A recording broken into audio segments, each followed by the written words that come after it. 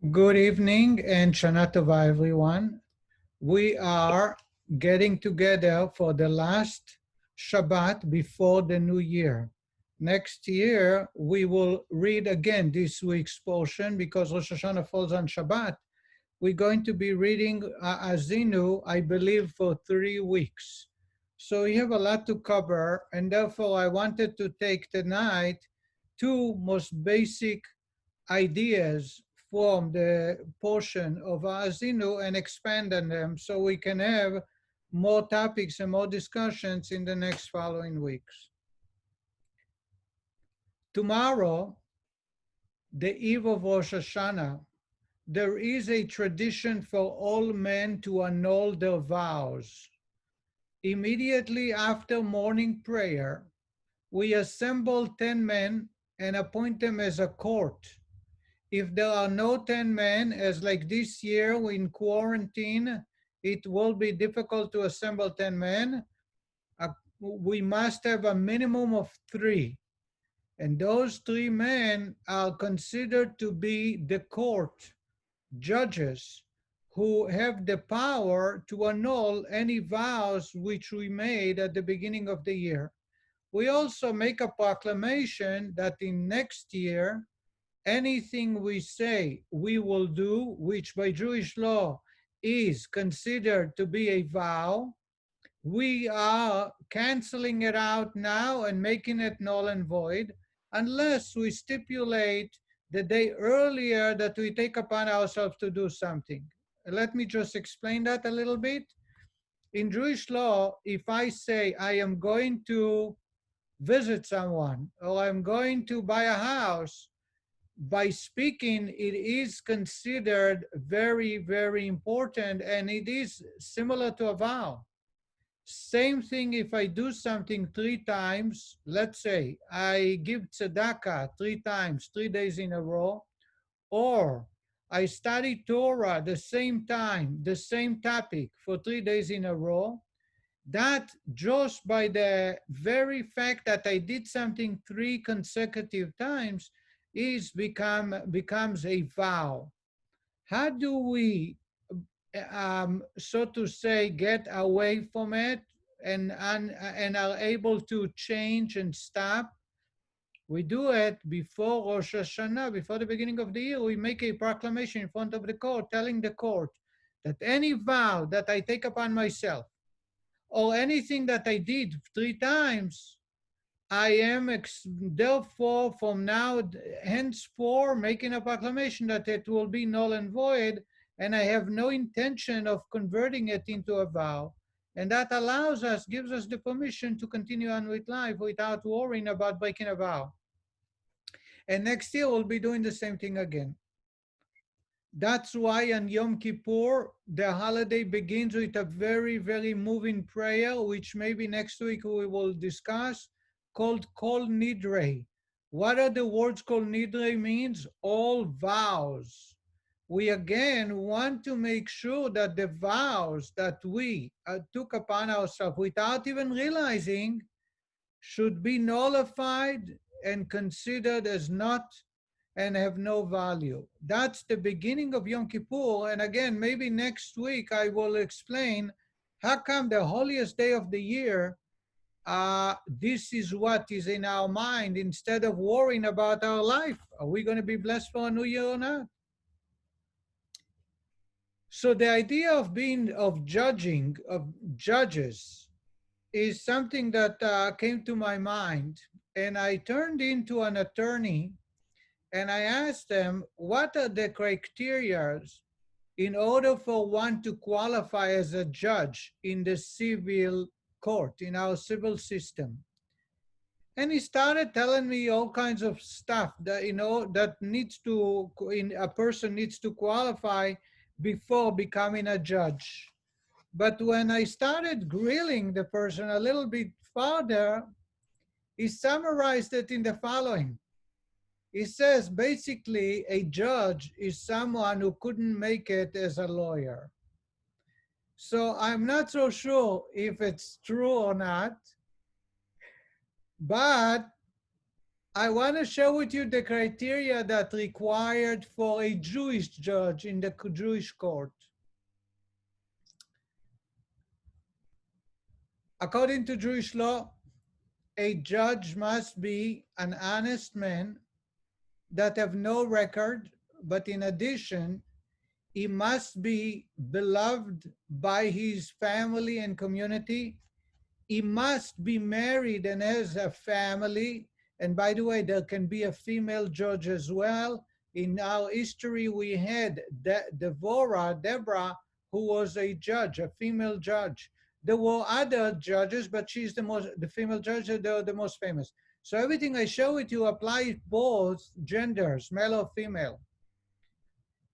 He must be despising money. In other words, they are not rushing and constantly busy how to invest and which stock they sell or buy, but rather they look at money as a means for an end, to be able to live a life.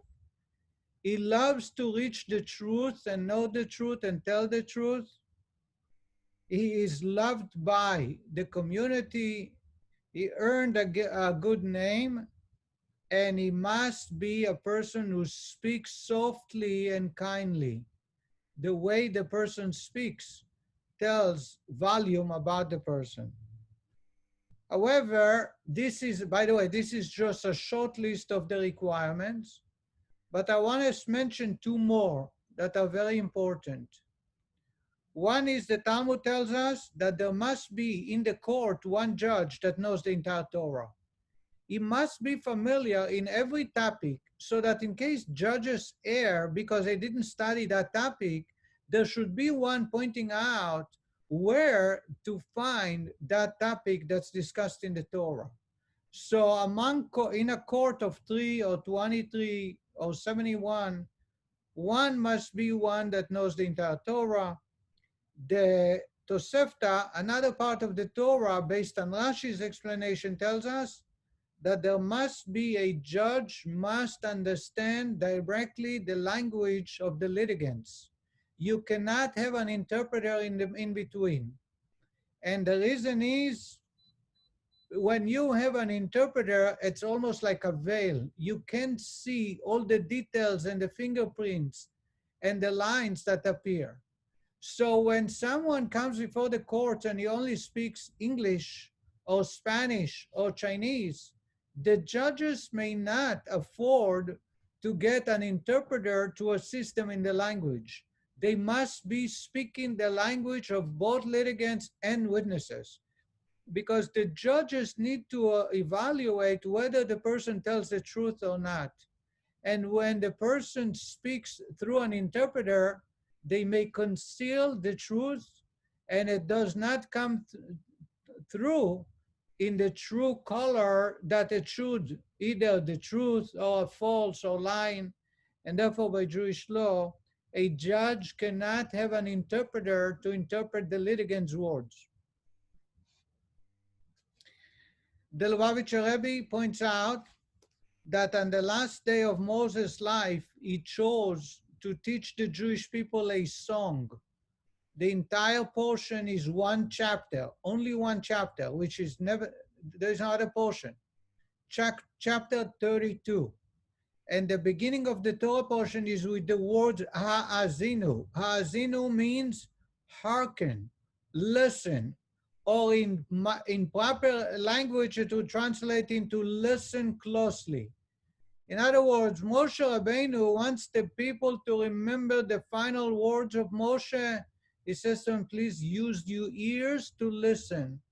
And it's very important to realize that in truth, we all are judges. Don't think that all that I said before, I'm speaking about those who wear black coat and are seated on a dais high on top and everybody respects them. We judge our spouses, we judge our neighbor, we judge the politicians. We always judge people. We ourselves are judges, and it doesn't stop until we close our eyes and stop thinking. Anywhere you go, if you can assess yourself during the day, you'll discover that you never stop judging. It is the street, it's the city council, it's the county officials, it's the park, it's the lawnmower, it's the mailman. We always, and the rabbi, you always judge somebody. There is never a moment without judging. And therefore, the first thing in the art of living a good life is the ability to listen. Rambam, who lists the requirements of a judge, tells us that the greatest trait, after he lists everything I just shared with you, he says a judge must be a person who knows how to listen. And you think how to listen is keep your ears clean and listening. But that's not true. The one who knows how to listen is what we call the art of listening, to be able to really understand what the other person is saying, what the other person is doing before judging them. How many times we have a conversation, someone starts speaking, and I can't even listen to the person because I'm waiting for my turn to respond. I have an idea, something came up and I have to share. I don't even think that I have to listen to everything the person had to say. The art of listening is the great, according to Rambam. Rambam says that the art of listening is the greatest trait or the greatest quality required from a judge, because he has to be quiet and hear how any litigant or a witness speaks and be able to decipher, is he telling the truth? Is he know what he's talking about? Is he trying to please? Is he trying to conceal? Is he really saying it from the bottom of his heart or not? And the art of listening is what makes a good judge. We need to realize that, because on Yom Rosh Hashanah, we're going to go to God and say, Shema Kolenu Hashem Elokeinu, hear our voice, God our Lord. We can ask for something if we ourselves practice the same.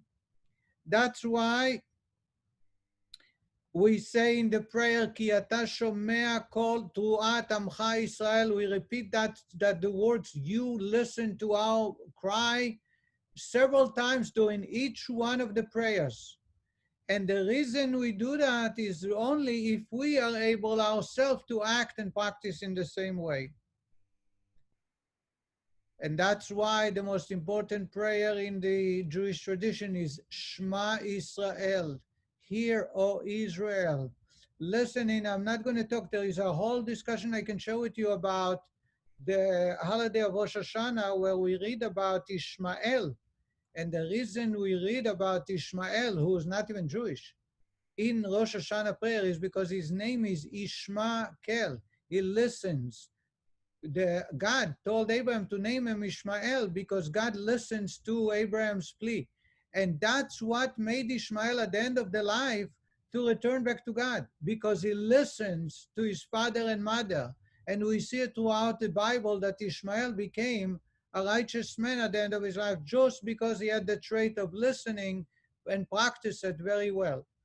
The theme of Rosh Hashanah, the Day of Judgment, where God is judging us, is to be able to make ourselves a good example of being good judges, where we listen to people prior to rendering a decision.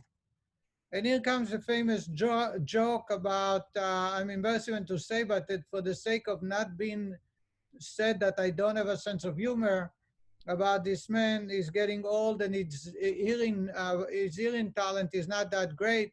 He goes to a hearing doctor, and the hearing doctor assembles, says to him, I have the latest hearing aid.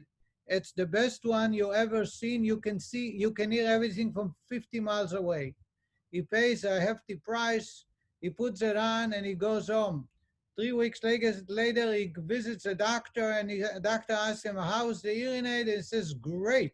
And the doctor said to him, I told you it's the best hearing aid, just came out in the market. You are very lucky because, and now I'm sure, he says to him, your family must be very pleased to know that you have a very good hearing aid. They can communicate with you a lot better. And the patient says, no, doctor, actually, I did not share with my family that I have a new hearing aid. And you won't believe it, I'm sitting down at the dinner table every night and I hear all their conversations they're talking without knowing that I hear everything they have to say. Would you believe it? I already changed my will 3 times. So we need to be careful. We need to know that people are listening to us, and we need to have the practice of listening. One more point about listening. We actually are not just judging others, we are our own judges all the time. You may not realize that, but if you pay attention, you will see that there is a constant battle, constant dilemmas that you're faced with. You have your conscience who tells you that's not healthy, that's not proper. And you have your desire, the heart's desire. It tastes good. It's not so bad if I go to sleep late. It's not so bad if I respond in a harsh way and shame someone on public and in social media, etc. And we are called in to decide what to do. How many times we make the wrong decision where instead of making what's right, judging the right and making the right call, instead we say, well, I'm too tired. How would my spouse look at it? I'll do it tomorrow, not enough time, too expensive. There are so many excuses. If we were to listen to our answers, to our responses, to if you would say it to others, what would you think the response would be? And we need to start being true judges by listening to how we justify whenever we make the wrong decision. By realizing that the wrong decisions will not get us in a good place, and we need to be true judges and tell ourselves not to listen to that voice, but rather do what's right. So this is the first topic all about listening. I want to move on to the next topic. Again, this is a very general topic because there is other so much in this week's portion that I want to talk about the next 2 weeks, God willing. We read about an eagle in this week's portion. Again, as I said, chapter 32, verse 11, the Torah compares God to an eagle. It says, God is like an eagle, awakened its nest, hovering over its young, it spreads its wings, taking them. This is the words of the singing of Moses, praising God, being an eagle. So I want to take my time and talk a little bit about an eagle. The eagle is a symbol of United States of America. Why is it representing the United States of America? So when I searched, the response was because it flies the higher than any other bird. It is above all other birds. Therefore, he was chosen as the symbol of the United States of America. In Judaism, the eagle also represents a very unique qualities. First, people, Jewish sages, who are unique in their talent and influence, are termed the great eagles. One of them that should be familiar to you is Maimonides, Rambam, who lived about 860 years ago. He is known as the great eagle. Why? Because the way he expanded and explained the Torah and put it together before us is something that no one did before or after. And therefore, anytime you say the great eagle says or the great eagle don't agree with you, it refers to Maimonides. What are the unique features of an eagle before we find them in God and the Jew? The first is an eagle, King Solomon says, in the book of Ecclesiastes, he says there are 3 secrets to the universe on earth that I did not discover, and there are 4 secrets in the skies, in the air, that I have no idea how they operate. This is a man that discovered everything possible on the face of the universe. One of the 4 wonders that he could not explain is, as he calls it in Hebrew, derech anesher bashamayim, the pathway, the highways of an eagle in the skies.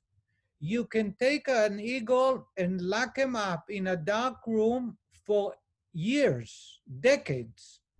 As soon as you release the eagle, he will be able to find his way back home without a hiccup. They are able to navigate. They have a GPS system that takes them back home without any difficulties, no matter how far they are from home. That's number one. Number two, we call him the king of all the birds. In the Ezekiel Ezekiel the prophet, in the book of Ezekiel, he describes the chariot that God is sitting on. And that chariot has 4 legs. Each leg represents one king from one kingdom. The first is the face of Jacob he saw, because Jacob is the king of all mankind. The second one he saw was a lion, the king of all animals. The third one was a ox. The ox is the king of all the domesticated animals, so to say. And the fourth one is an eagle. Eagle is not kosher, but eagle is the king of all birds, and it's the most is the king of all, and that's why it's represented in the chariot of Ezekiel. The final part of an eagle is that eagle has great mercy and compassion for his young, more than any other bird. He cares about its young in a very unique way. As we study in the book of Exodus, God compares himself to an eagle, willing to suffer for the sake of the safety of its young. That's why an eagle will put its young on top of his wings, because he has no one to fear other than the arrow of men. And therefore he says, let the arrow enter me and not in my kids.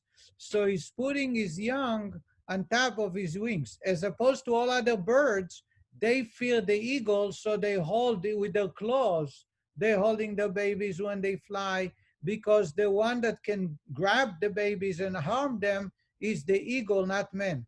And therefore, the eagle carries its young different than the rest of the animal kingdom.